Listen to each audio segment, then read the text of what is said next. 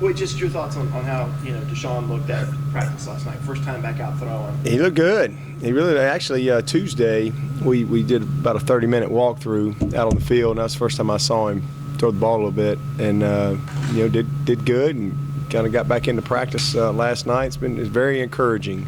He's getting a little better every day and doesn't have any pain. Trainers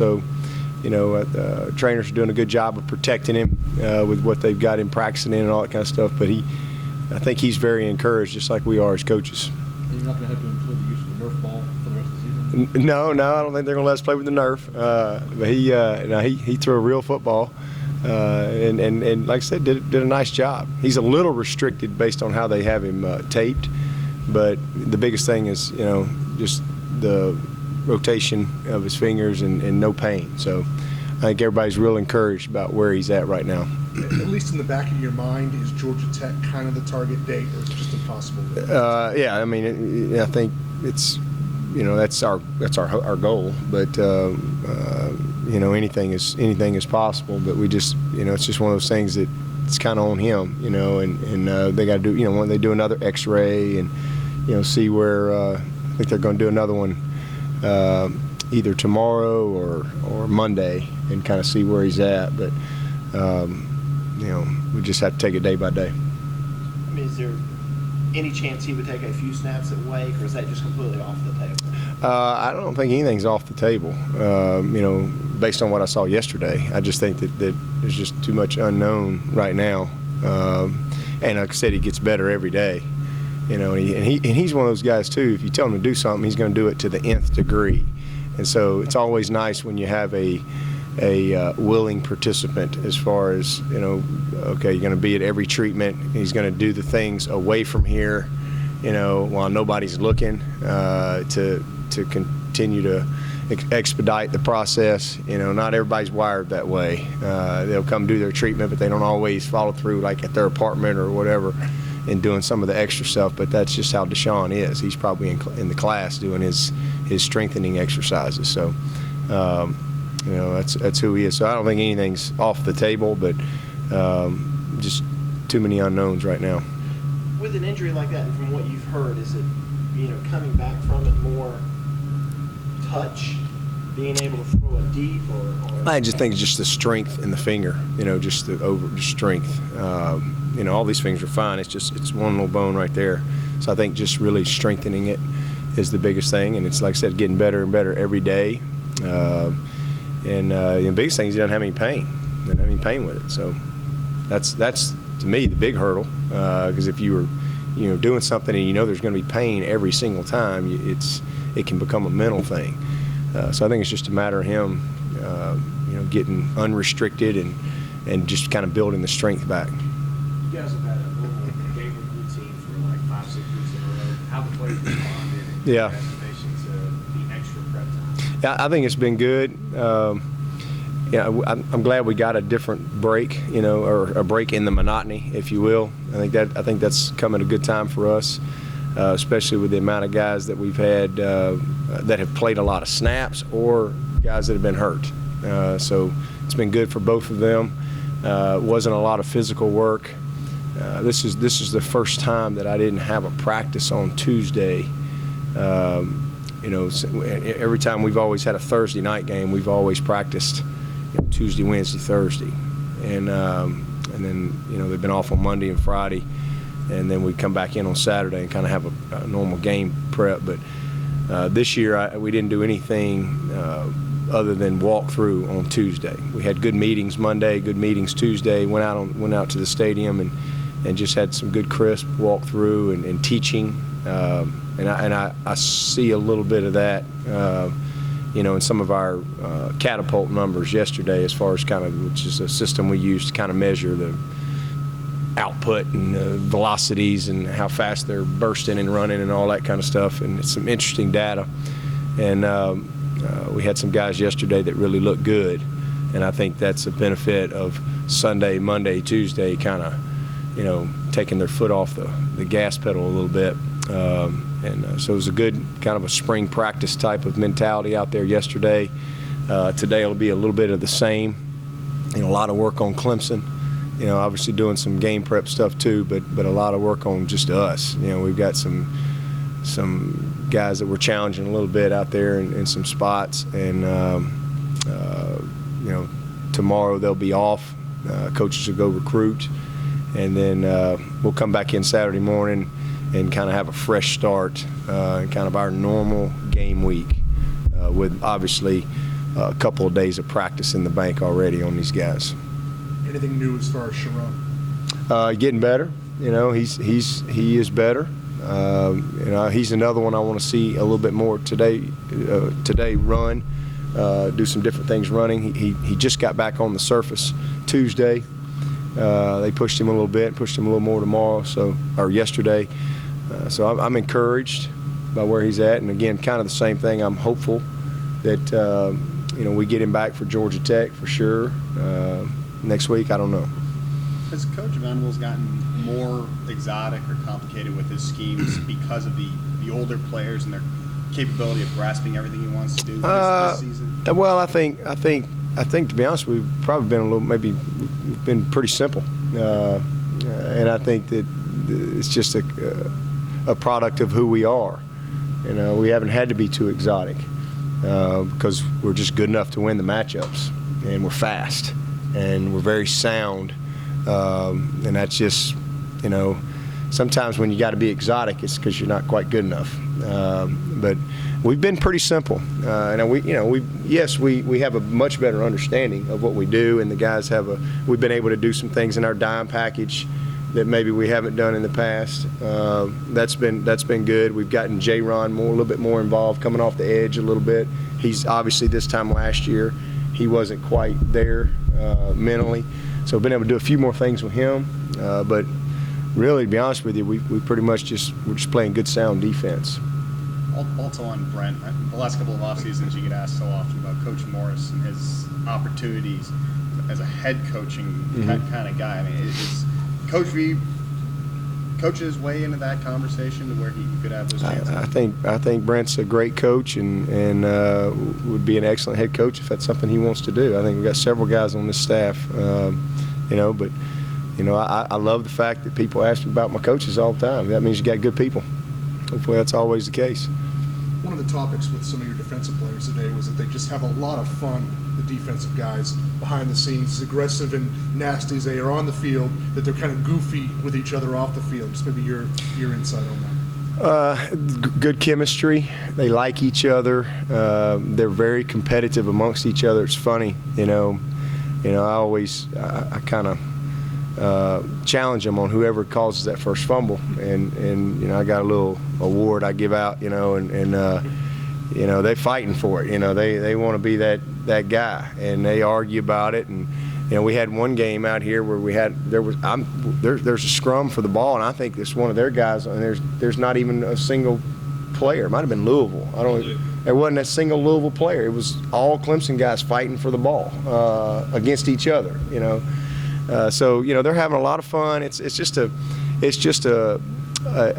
fun time right now at Clemson from a defensive standpoint, and it's been coming together for the last few years.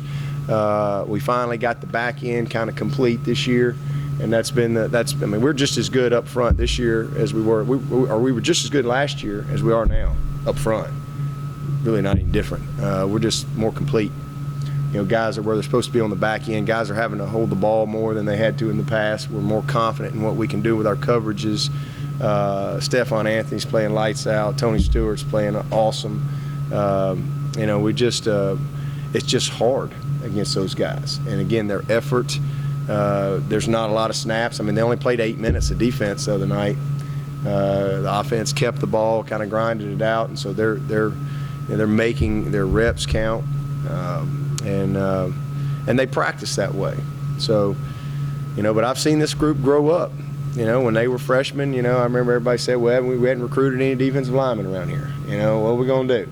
We ain't have, Grady Jarrett. We're signing Grady Jarrett's and Deshaun Williams and Josh Watson, not highly recruited. And, Vic Beasley's never played defensive line. And Tavares Barnes a bust. And, all and on and on and on. Corey Crawford was the only good defensive lineman we had when they were all freshmen.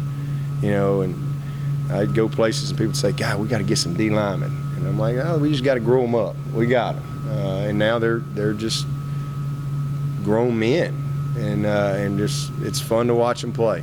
They're talented, they're experienced, they're competitive, and it's a fun group to turn the tape on, especially when you know what you're looking at and watch them play and watch them orchestrate the call. It's a lot of fun, and then it's just fitting all together. We're not missing a lot of tackles.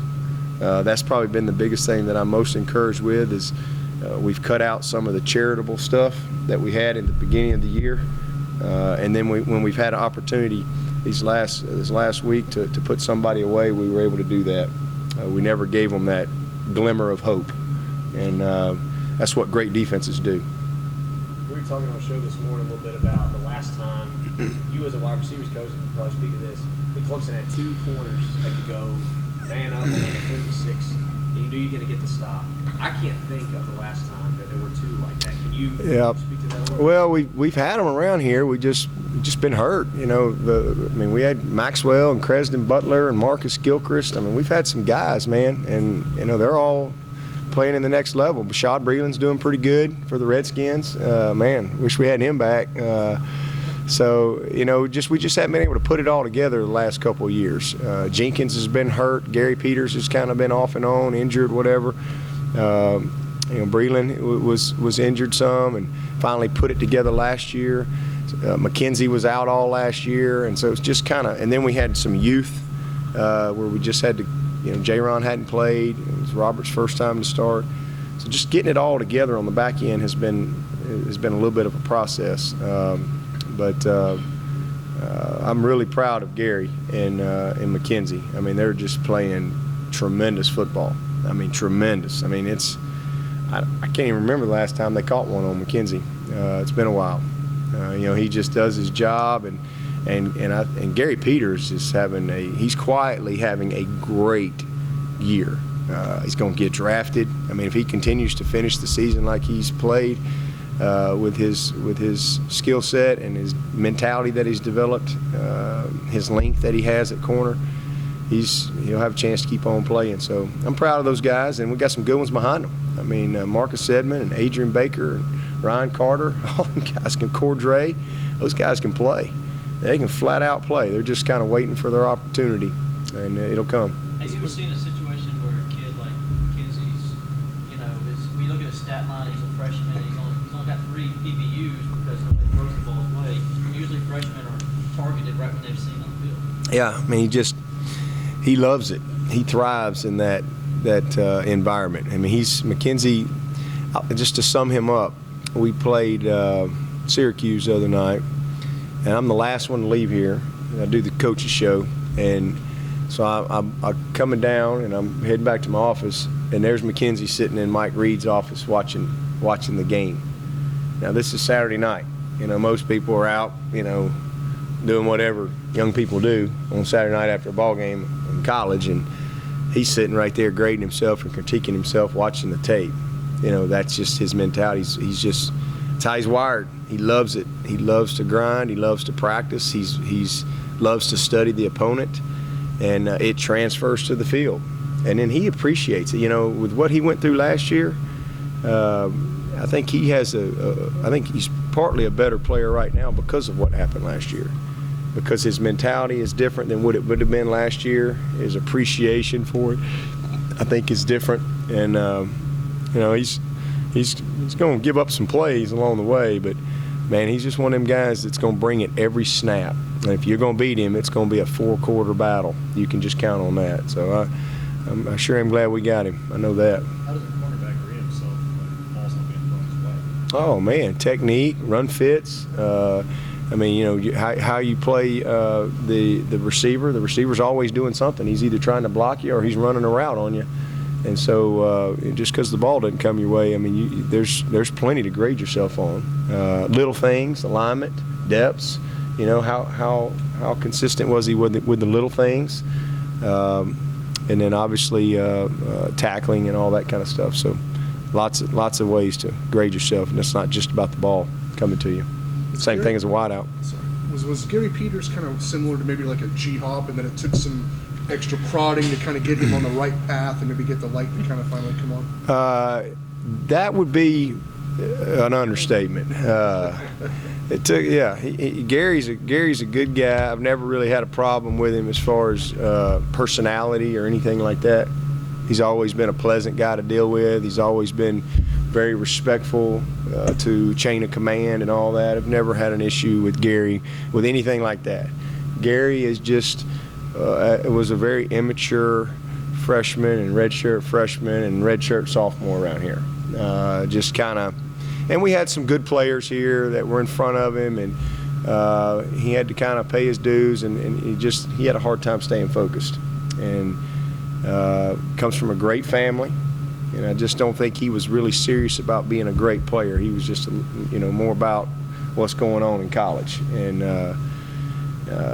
just kind of clashed a little bit in some areas. But he's a guy that has learned and gotten better, and I thought he worked really hard last year. Again, he just kind of had some setbacks from an injury standpoint. Busted his tail in the off season. Kind of made his mind up that hey, it's now or never, and he's been as focused a guy as we've had. He's going to graduate in December, so I'm really proud of Gary Peters. He's come a long way since the day he got here. Because like I said, when he might have gotten a fight the first day he got here. And he's just been a guy, like I said, that had a lot of growing up to do, and but a lot of young people do, and the key is whether or not you're willing to be coached and disciplined, and he's allowed us to do all those things with him, and that's why he's where he's at.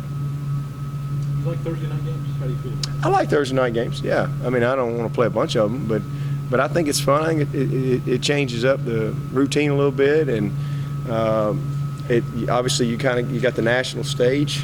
I think all those things are good, but last year was a little different because we had two of them.